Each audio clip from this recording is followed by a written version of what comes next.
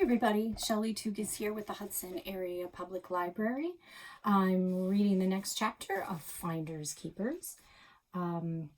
This chapter has Krista and Alex trying to do something to stop the sale of Krista's cabin, and it's probably not the best idea. So let's take it from there. The chapter title is The Fiasco and Eavesdropping. And I probably should preface it in case it's been a while since you saw the previous chapter.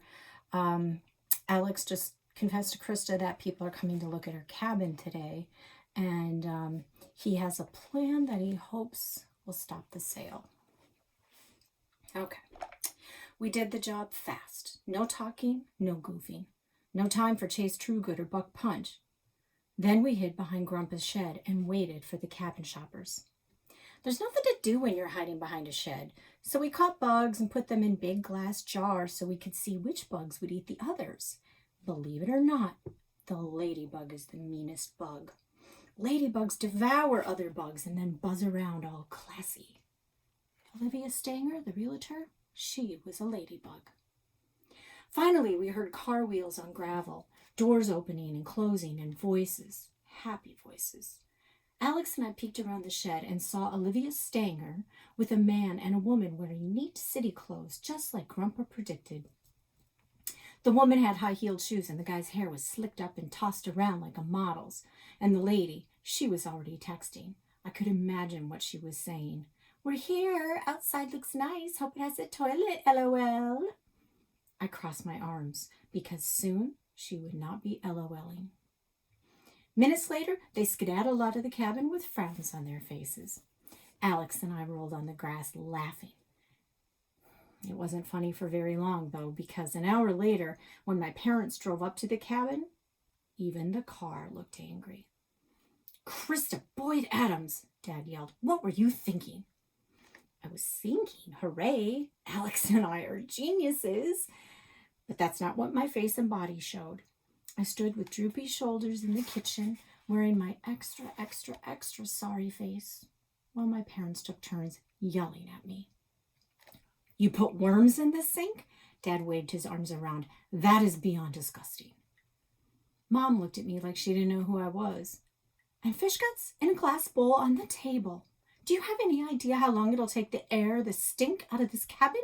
It's... I can't even finish the sentence. And then Dad said, "Where did you get that taxidermied animals? The ballet dancing squirrel made that woman scream. I mean, yes, she screamed." Then it was Mom's turn. "And you'll be thrilled to hear Olivia Stanger fired us. She was particularly offended that her teeth were blacked out on this sign. I've never even heard of a realtor dropping a property, ever. That's how awful this is. And I suppose you're pleased with yourself." I needed the eye sweats to help me out of this mess. My dad always went soft when I looked sad, so I pinched my leg as hard as I could. Mom said, "Don't think this changes anything, Krista Boyd Adams. We already called a new realtor and he's coming tomorrow. So what do you have to say for yourself?" I hadn't prepared for a new realtor thief. Alex and I had been out-geniused. I gulped. "Well, I didn't know the fish guts would take forever to air out of the cabin, and it sure does stink in here. That's bad. I'm sorry. I'm very, very sorry." Dad paced the small kitchen, around and around the table. He turned on a fan and set it to blow out the window, taking some of the fish stink with it. "Your mother and I want you to write an apology to Olivia. It won't change anything, but you're going to do it anyway." There was a problem. A big problem. My parents had seen the worms in the sinks, the Zanimals on the furniture, and the fish guts centerpiece on the table. But they didn't say anything, not a word, about the snake Alec put in the bathtub. He'd snatched up that snake without blinking, and if the snake was no longer in the bathtub, I had a snake escape on my hands. And snakes, well, they're the most terrifying things on the planet, which is why I don't like them. Dad continued, "Under normal circumstances, I would be tempted to ground you for a month, but it's It's our last summer here. I can't stand the thought of you being locked up inside. Still not a word about the snake. Was it a trick? Were they holding back to see if I'd confess? Did you hear me, Krista? What? I'm tempted to ground you for a month. I wondered how long he would be tempted to ground me if a snake slithered across the kitchen. 2 months? 3 months? Mom snapped her fingers to get my attention. Krista, your father is talking to you. I'm listening. I just feel too bad to talk. Did Alex help you with this fiasco? Mom asked. Well, the worst ending to this fiasco would be me ratting out Alex to my parents, especially the snake escape. Because my parents would rat out Alex to his parents, and his parents might ground him for a month because it wasn't his last summer here. What would I do all summer by myself? I said no. I didn't have a helper in this fiasco. I was basically telling the truth.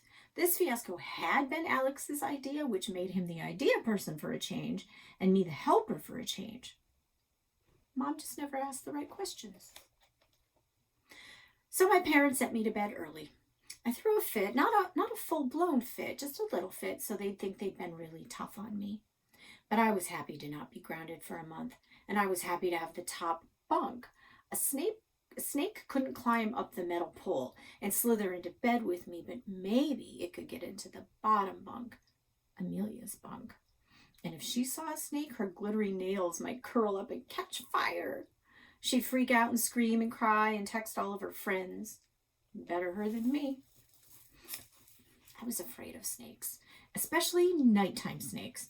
And when you're sleeping and it's dark and you feel something tickling your arm and it's a snake, well, that's just too much for me. That's a moment for screaming, even if you're me and I don't scream. I'm fearless, except for sharks and snakes. And sharks are why I will always be a lake person and never an ocean person. It was really too early to sleep, so I got up and pressed my ear against the bedroom door. I figured Mom and Dad would be talking about me. And for at least 15 minutes, all they talked about was Amelia. The princess was going out with Matt Dratfat. Then they talked about some students, and finally, they talked about the cabin and me. Mom said, "Oh, it's hard to be angry with her. I get it. I don't want to sell the cabin either. It breaks my heart." Dad was all quiet. There was a long, long pause. I made a tiny crack in the door because I couldn't hear, and if I shut one eye, I could see just a sliver of the kitchen where they stood talking. Mom hugged Dad, and after about a minute of that, she pulled away and put her hands on his face and said, "It'll be okay, honey, it will." My dad was crying. Crying. My dad. I almost gasped. I'd never seen him cry, ever, and I mean ever. "It's my fault," he said, wiping his face with the palm of his hand. "I'm sorry I've let you down, all of you. I guess nobody wants to hire a history teacher." Mom said, "Oh, don't do this, please. It's not your fault." Dad said, "I should have gone into Dad's construction business. The old man was right. Following your passion doesn't pay the bills." "You would have been miserable," Mom said. "You wouldn't be the man I love, the man we love."